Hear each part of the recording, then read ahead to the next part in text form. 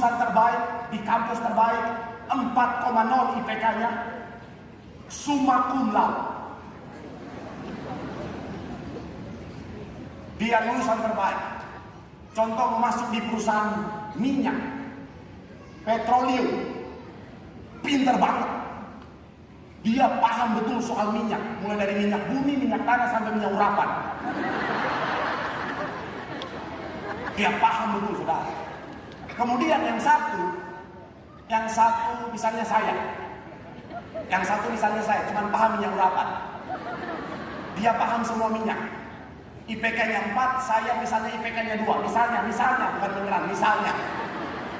Jangan saudara pikir beneran. Ini maksud IPK 2. Misalnya. Saya 2, dia 4. Ketika ditanya, apa kamu dia langsung jawab? Oh, begini. Papa aja. Dia tahu semua. Saya cuma tahu minyak urapan. Menurut saudara, kalau saudara di posisi HRD, manajer HRD, saudara pilih siapa? Saya atau dia?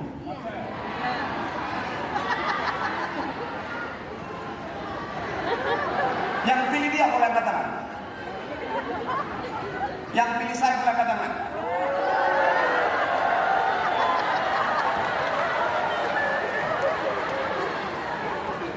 Ternyata saya disayang jemaat loh.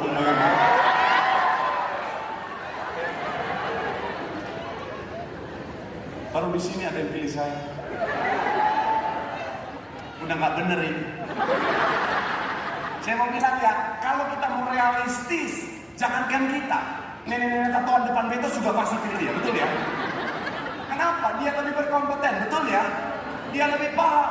Tapi bagaimana ketika wawancara saya bilang, saya tapi keponakannya Pak Direktur. Kalau saudara manajer HRD, saudara pilih siapa? Saya atau dia? Hah? Bapak siapa? Bapak dia atau bapak saya? Saya atau dia?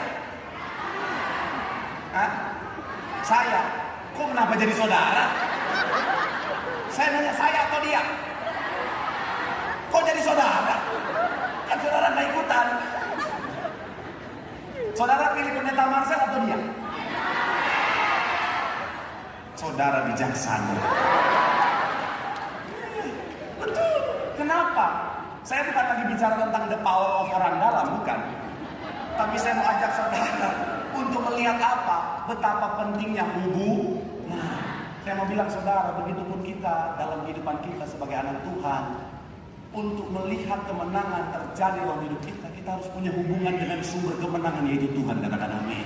Saya mau bilang saudara, banyak orang Kristen malah justru ketika mengalami masalah, tantangan, persoalan kehidupan, dia malah jauh dari Tuhan. Makanya nggak pernah melihat kemenangan terjadi dalam kehidupannya. Saya mau bilang saudara, pastikan apa? Kita dekat sama Tuhan, melekat sama Tuhan. Karena dalam kedekatan, dalam kemelekatan kita dengan Tuhan, di situ ada kemenangan yang sejati yang datang dari Tuhan. Memberikan tepuk tangan yang paling mulia di buat Tuhan.